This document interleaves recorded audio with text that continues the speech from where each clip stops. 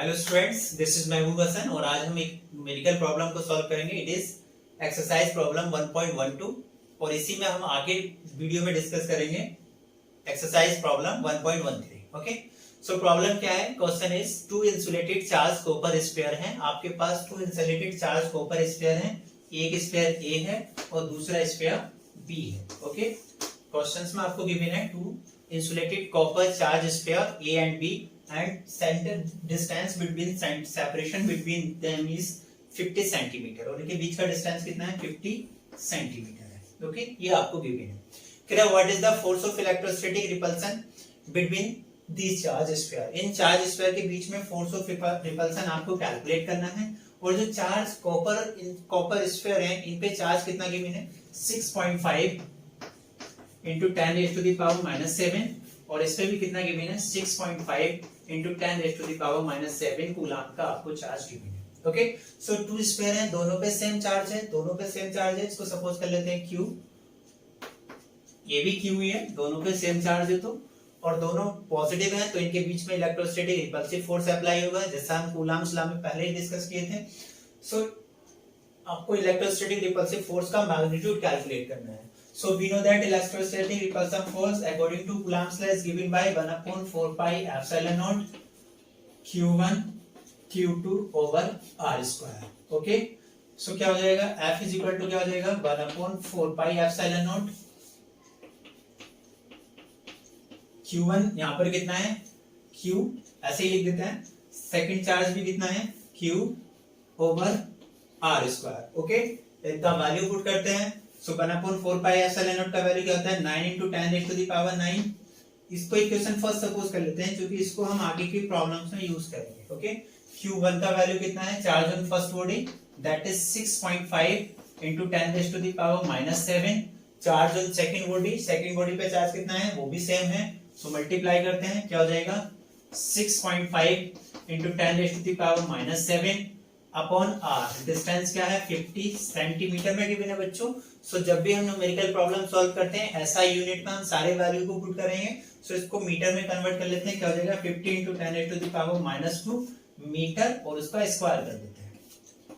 Solve करेंगे, क्या हो जाएगा? F is equal to 9 into 6.5 into 6.5 into 10 raise to the power 9 और ये क्या हो जाएगा? 10 raise to the power minus 14 upon इसका स्क्वायर करेंगे, क्या हो जाएगा? 2500 into 10 raise to the power minus 4। Okay, और आगे सॉल्व करेंगे बच्चों, मल्टीप्लाई करके डिवाइड कर देंगे। सो ये क्वेश्चन आपको आंसर मिल जाएगा 1.5 into 10 raise to the power minus 2 newton. Electrostatic force between two given copper sphere.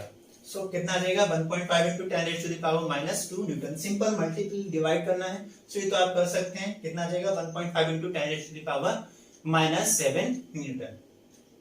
Okay, next हमसे इसमें देखिएगा बच्चों, हमने जो स्फीयर का रेडियाई है उसको कंसीडर नहीं किया है। मीन इनको हमने कैसे ट्रीट किया? As like a point charge treat किया है, क्योंकि क्वेश्चन में हमको गिवन था radii of A and B are negligible as compare to distance. ये डिस्टेंस बहुत ज्यादा था और इनके बीच का डिस्टेंस जो साइज है वो इनके कंपेयर में बहुत कम है, इसलिए इसके रेडियाई को नेग्लेक्ट कर देते हैं। इसी के बी पार्ट में हमसे कह रहा है what is the force of repulsion if, कह रहा है what is the force of repulsion if sphere is charge double. अब इनका चार्ज हम कितना कर देते हैं? डबल कर देते हैं और उनके बीच के डिस्टेंस को हाफ कर देते हैं। ठीक है, तब जो फोर्स ऑफ रिपल्सन होगा वो क्या होगा? तो देख लेते हैं कैसे करेंगे इसको। इसे रफ कर देते हैं। कितना है? 1.5 into 10 raise to the power minus 2 newton, ये हमारा आंसर है। अब क्या कर दिया आपने? चार्ज को डबल कर दिया। सो जब चार्ज को डबल करेंगे, मैं सपोज कर लिया, अब जो फोर्स हो गया F डैश हो गया। सो फॉर्मूला क्या बनेगा? चार्ज को डबल कर देते हैं, 1/4 पाई एप्सिलॉन नॉट। पहले का चार्ज कितना कर दिया? डबल। दूसरे का चार्ज भी कितना कर दिया? डबल। और इनके बीच का डिस्टेंस को आपने क्या किया? हाफ कर दिया, मीन R/2 का होल स्क्वायर। ओके, सो ये हो जाएगा। आगे सॉल्व करते हैं। सो क्या हो जाएगा? 1/4 पाई एप्सिलॉन नॉट, क्या हो जाएगा? 2 2 4 cube square over R square upon 4। या इसको और आगे सॉल्व कर दें तो F डैश का वैल्यू हमको क्या मिलेगा? 1/4 पाई एप्सिलॉन नॉट, 4 से ऊपर मल्टीप्लाई होकर के क्या हो जाएगा? 16 q square over R square. और भी में राइट है 16 into 1/4 pi epsilon naught q square over R square. ठीक है, 1/4 epsilon naught q square upon R square, यही तो है 1/4 epsilon naught q square upon R square, और इसका वैल्यू कितना आया था 1.5 × 10⁻⁻²। मीन पहले के कंपेयर में कितना टाइम ग्रेटर हो जाएगा अगर उसका हम चार्ज को डबल कर देते हैं और रेडियस को हाफ, डिस्टेंस को हाफ कर देते हैं, सो 16 टाइम हो जाता है। ठीक है, सो इसका वैल्यू यहां से पुट कर देते हैं, क्या मिलेगा, थोड़ा सा रफ कर लेते हैं। सो एफ डैश का वैल्यू क्या हो जाएगा, न्यू कंडीशन में जो फोर्स हो जाएगा, force of repulsion between two charge sphere, it is 16 × 1.5 × 10⁻⁻² Newton. Multiply करेंगे तो इसका वैल्यू कितना आ जाएगा, इसका वैल्यू आ जाएगा 0.24 न्यूटन। ओके, सो ये भी क्या आ गया, जब आपने उसके चार्ज को डबल कर दिया और डिस्टेंस को हाफ कर दिया, तब उस केस में जो इलेक्ट्रोस्टैटिक फोर्स होगा between two insulated copper sphere, it is given by कितना आ जाएगा 0.24 न्यूटन। इसका जो मोस्ट इंपोर्टेंट पार्ट है, एक बहुत अच्छा क्वेश्चन है, इट इज क्वेश्चन 1.13। ये बहुत अच्छा क्वेश्चन है, इसको कैसे डिस्कस करते हैं, और इससे पहले हम कंडक्टर को डिस्ट्रीब्यूट, इससे पहले कि हम इसको स्टडी करें उससे पहले हम डिस्कस कर लेते हैं कि कंडक्टर क्या होते हैं। सो बच्चों, कंडक्टर क्या होते हैं, वो मटेरियल होते हैं जिसमें इलेक्ट्रिक चार्ज इजीली फ्लो कर जाता है या इलेक्ट्रिसिटी इजीली फ्लो कर जाता है, और वी कैन से दैट उनमें क्या होता है, फ्री इलेक्ट्रॉन्स होते हैं या मिनिमम चार्ज फ्री होता है, या कंडक्टर्स में चार्ज मूव कर सकता है। ओके, सो अगर कोई कंडक्टर है, कोई भी कंडक्टर है, उसको चार्ज गिवन हमने किया, तो वो उस कंडक्टर के ऑल ओवर सरफेस पे यूनिफॉर्मली डिस्ट्रीब्यूट हो जाता है। जैसे सपोज करो मेरे पास ये डस्टर, इट इज एक कंडक्टिंग मटेरियल का मेरे पास डस्टर है। सो अगर मैं इसके इस पॉइंट पे चार्ज गिवन करूंगा, ठीक है, तो वो चार्ज ऑटोमेटिकली, जो कि कंडक्टर में चार्ज फ्रीली मूव कर सकता है, सो वो चार्ज क्या करते हैं, ऑटोमेटिकली इसके ऑल ओवर सरफेस पे यूनिफॉर्मली डिस्ट्रीब्यूट हो जाता है। यूनिफॉर्मली डिस्ट्रीब्यूट हो जाता है मीन हर जगह इसका इक्वली डेंसिटी हो जाएगा। ओके, अगर मैं चार्ज इस सरफेस पे भी दे रहा हूं, तो because it is a conductor, तो सारे इसके इस सरफेस पे चार्ज, सारे सरफेस पे यूनिफॉर्मली चार्ज डिस्ट्रीब्यूट हो जाएगा ऑटोमेटिकली, बिकॉज ये कंडक्टर है और कंडक्टर पे चार्ज मूव कर सकता है।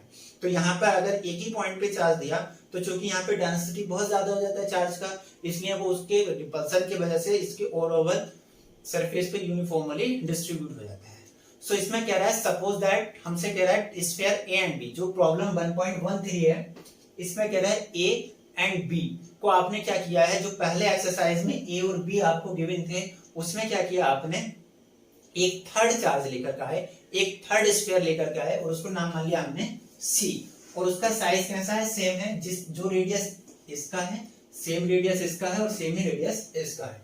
ओके, मीन सेम साइज का हम यहाँ पर एक थर्ड चार्ज लेकर का है सी। सो क्या रहा है, उसको हमने पहले ए के कांटेक्ट में लेकर गए, फिर बी के कांटेक्ट में लेकर गए, और फिर इसको ले जा करके कहीं फिर से रख दिया।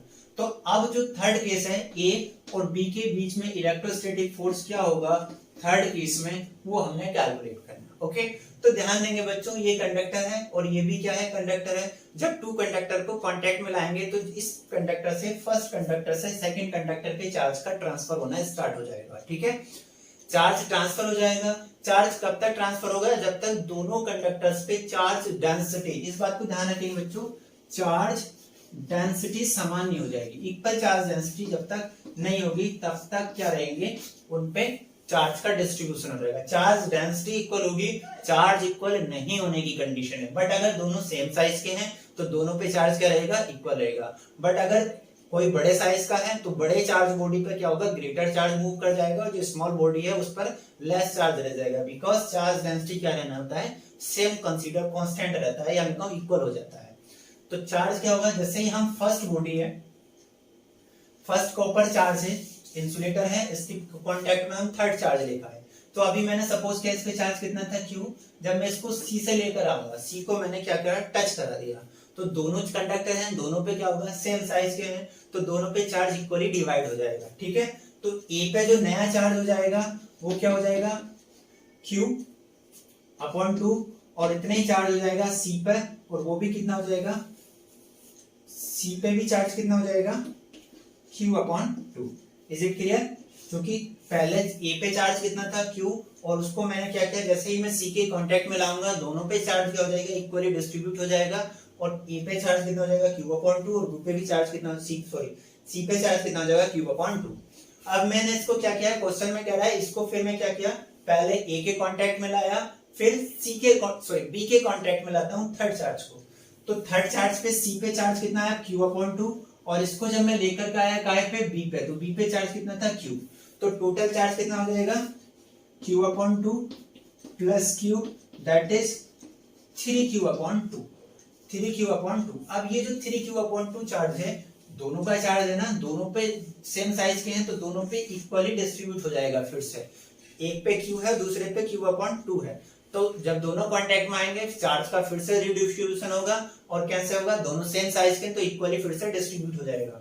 ठीक है, तो अब जो चार्ज हो जाएगा वो कितना हो जाएगा, बी पे जो चार्ज हो जाएगा, बी पे चार्ज क्या होगा, Q सी के चार्ज के इक्वल होगा, और वो कितना हो जाएगा 3Q/2, दोनों का चार्ज है, दोनों पे डिस्ट्रीब्यूट होगा, सो इट मीन 3Q/2 और अपॉन 2 दोनों पे डिस्ट्रीब्यूट हो रहा है ना, सो ये कितना हो जाएगा 3Q/4।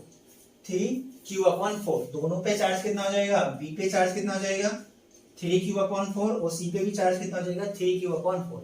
Is it clear? देखिए यार, फिर से ध्यान से समझेंगे इस प्रॉब्लम को। ए पे चार्ज कितना आया था Q, जैसे ही मैं बी के कांटेक्ट सी के कांटेक्ट में लाया, दोनों पे इक्वल चार्ज डिस्ट्रीब्यूट हो गया। ए पे चार्ज कितना बचा Q/2, और सी पे भी चार्ज कितना बचा Q/2।